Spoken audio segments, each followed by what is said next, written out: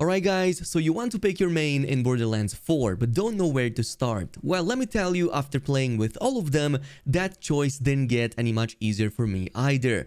But today I'm going to give you a breakdown of everything each Vault Hunter can do, skill trees and possible synergies to hopefully make that decision easier for you. Some of them are actually super strong almost right out of the gate, while others get wild especially as they level up. That being said, I strongly believe every single one of them will be viable in all aspects of the game. Also, like I said in the previous video, I'm doing another giveaway for a copy of Borderlands 4. To enter, simply be a subscriber, leave a like and also comment down below. And we're going to start things off with Rafa, the Exo Soldier. He's the character I have the most hours with, and as you might have seen in the last video, I've been blasting with him using a Peacebreaker cannon build. However, that's not all there is to him. His 3 skill trees more or less focus on the 3 main abilities he gets to choose between. Obviously, you can mix and match these 3 passives as you see fit. This includes the shoulder-mounted Peacebreaker cannons, the almost Mantis Blades-like melee arc knives, or Apophis Lance, an offhand plasma cannon that can shoot and even charge blasts of shock damage. His Vault Hunter passive trait here is called Overdrive, which triggers when activating action skills, increasing his movement speed and damage. But he has lots of passives that can trigger extra effects during that overdrive phase, such as damage mitigation, more shields, more damage, health regen, and so on. Which brings us to a quick breakdown of his skill trees. So if you're somebody who just wants to shoot and forget, then Peacebreaker cannons are super straightforward. You pop them off and you get an immediate burst of damage. And not only do they last for quite a bit, they auto-track really well, and it's almost like you just got 2 more clones of yourself to pick off the slack. So very beginner friendly with a solid chance to scale. And there are many augments to modify what they shoot too. So instead of regular bullets, it can be anything from homing missiles, ricochet rounds, even casting fire tornadoes, or replacing them with elemental beams with some of the capstone options. Heck, you can even dip into some of the other trees and, for example, get extra corrosive damage via Midnight Oil, or keep an almost permanent overdrive by dipping into some of the synergies over here, such as, for example, in the zone. Speaking of which, if on the other hand you want to try out melee, then Arc Knives provides a vastly different playstyle. This playstyle involves hitting enemies, which marks them so that when you unleash abilities, they all get damaged at the same time. In fact, there are even ways to transfer a portion of the damage dealt onto you onto your marked targets. With Arc Knives, you get melee slashes with the left click, which is one of the main ways to stack marks. Right click is going to be your leap, which by default causes shock damage, but there's an augment to actually turn that into something that spawns a corrosive pool of damage. And the Blade Fury, a spin that deals shock damage to all marked targets before ending the skill. There's even the possibility to make the skill never actually end via the Dead Man Walking augment, as long as you don't cast Blade Fury. That instead will drain your HP, but we can counter that with a lifesteal build provided by the Saldar, kinda get a vampire build going. And finally, we have Apophis Lance. Rafa equips a cannon to his offhand that you can then use at the same time with your primary weapon to unleash piercing shock ordnance blasts. Or you can hold down the right click and use all of those charges into a much bigger and stronger projectile that also, of course, has much higher speed. And these charges, which by default are 3, can be further increased via certain augments. So the more charges you can have, the more benefits you get out of them. Besides buffing projectiles in the ways I just mentioned, you can also convert remaining charges, if they aren't all fully utilized, into cooldown reduction, even cause chain lightning to form, all the way to turning the blasts into beams instead with one of the final capstones. That's the beauty of playing as Rafa main. There are many different builds you can mix and match, and many augments and capstone combination even within the same skill trees. Then we have Vex, the Siren, but she kinda plays like a warlock of sorts. Her entire kit looks cool as heck too, which is what makes her so popular. So she can curse enemies, summon reapers by her side, use spectral feline companions, or even turn herself into a demon with wings that grants a special eldritch power. Her passive is called Face Covenant, which makes Vex become attuned to the same element of her current weapon, converting all action skills and melee damage into that type of element. So let's start with the first one. If you want to play as a warlock that summons lots of minions in combat and even curse enemies with them, this is going to bring you to the Dead Ringer, the main action skill over here, which actually lets you summon two types of clones. So either it can be scythe-wielding reapers that taunt enemies and deal melee damage, or specters that wield guns but cannot move. You can in fact summon both types at the same time, since this skill has up to 3 charges by default. And this tree in fact can be further divided into two, since we've got augments here that can provide new special powers to either reapers or specters, depending which of these summons you want to focus on. So for example, you can make your specters to gain a blast ability when reloading their weapon, but also to copy your own gun. So if you opt for a gun with a very low magazine, you can potentially cause specters to spam this ability a lot more often, but it's just one of the examples. Now, if instead you want a more permanent but singular familiar to buff the absolute heck out of, there's also Trouble, the Phase Familiar. What's cool about this is that this feline companion will be at your side at all times when having the active skill equipped, or until it gets destroyed, but it can easily respawn back. However, activating the skill again can empower Trouble into an even stronger version of itself to deal more damage, teleporting to the enemy and even causing AoE explosions. You can further buff this empowerment to some crazy levels from here too. For example, Beast Mode can turn it completely immune to all damage for a while also buffing its damage even more, and then having enemies get marked by it via Unsealed for even more of that. This build also synergizes well with your gun damage, buffing guns when commanding the familiar, but it's just one of the options.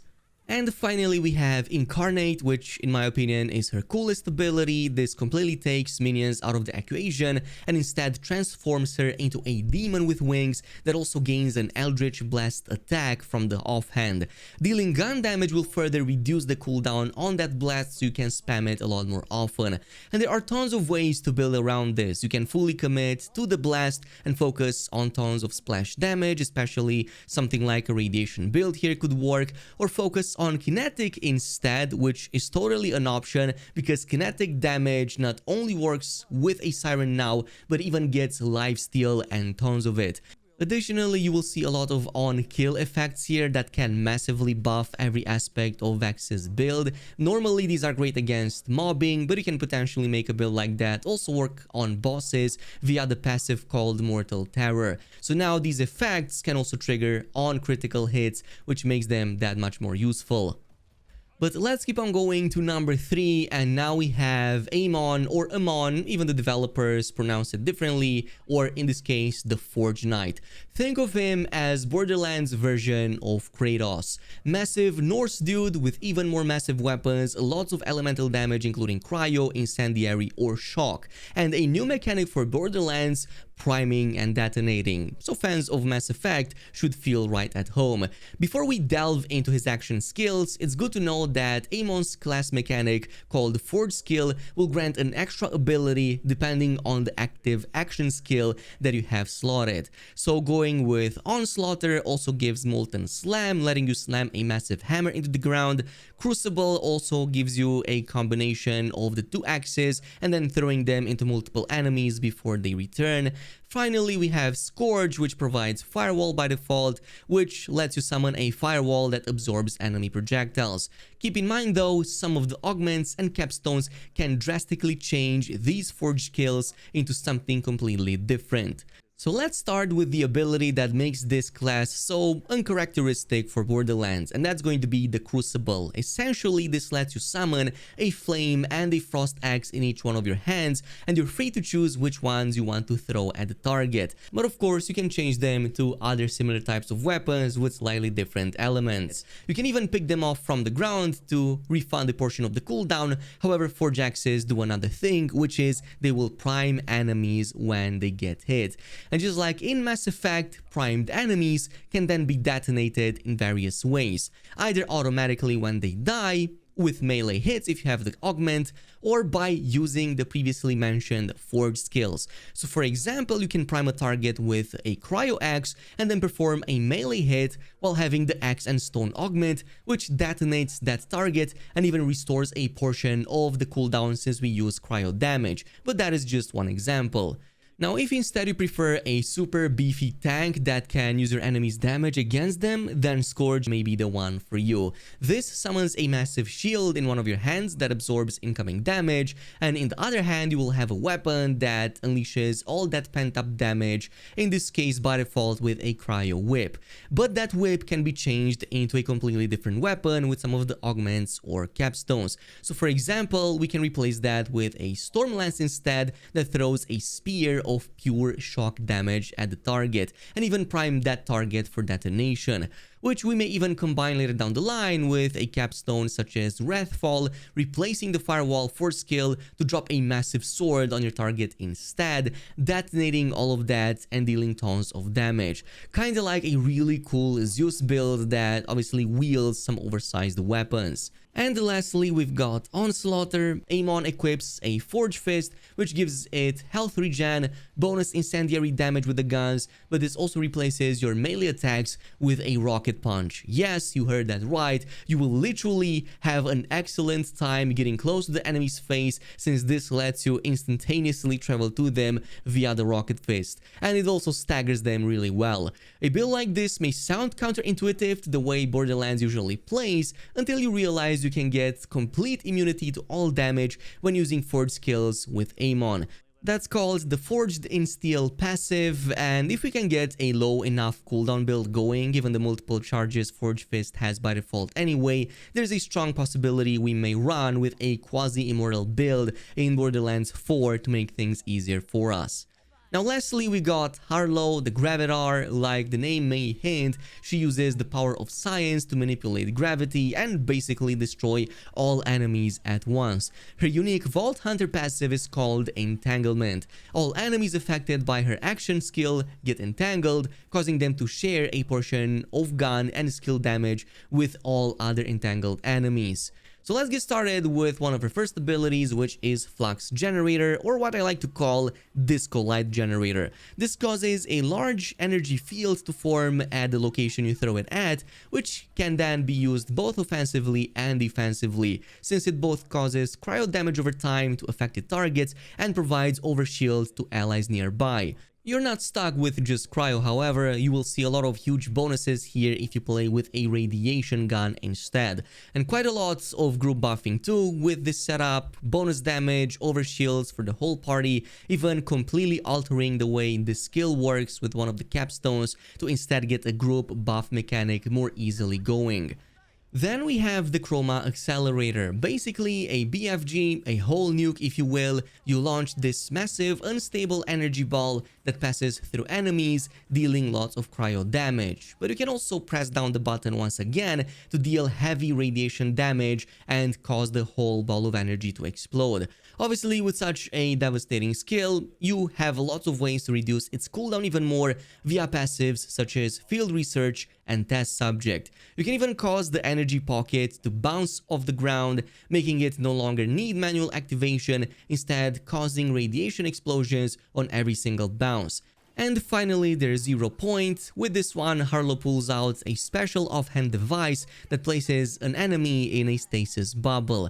Activating that skill again will cause the stasis target to then be slammed into the ground with great force, causing a small extra explosions in the process. And if you enjoy the style of play that causes complete havoc on the battlefield, you can further spec into this and cause additional targets to be put under 0 Point when casting the ability, both via augments or via specific passives that can trigger stasis on critical hits.